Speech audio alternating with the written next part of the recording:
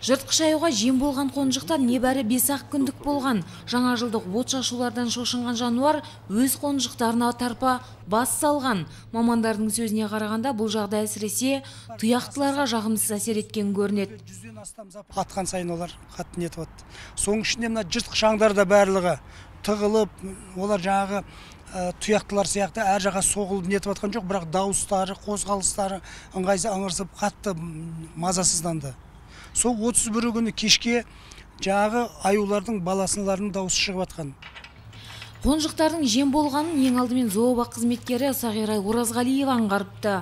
27 желтоқсан күні туылған бала аюлар жаңа жыл түнінен кейін дыбыс бермей қойған. Жануар туғаннан апаннан шықпай балаларын бауырына алып жатып алғандықтан жем болған қонжықтардың санында ешкім дөп басып айта алмайды.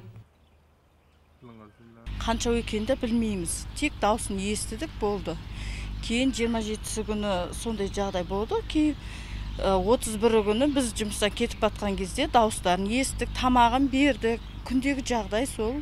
Сөйтіп 31 күні кет, бір күні сменге қайтып келсек, дауыс естілмейді. Жаңа жылдық от шашулардан шошынған зообақ жануарлары қоршауларға қағылып соғылып, байыз таппай кеткен көрінеді. Бұл жағдай зообақ қызметкерлерін біраз әбігерге салыпты. Мақпал Рысбаева, Нұрғали Қошаналиев, Роман Пірімқұлов, Отырар телеарнасының жаңалықтар қызметі.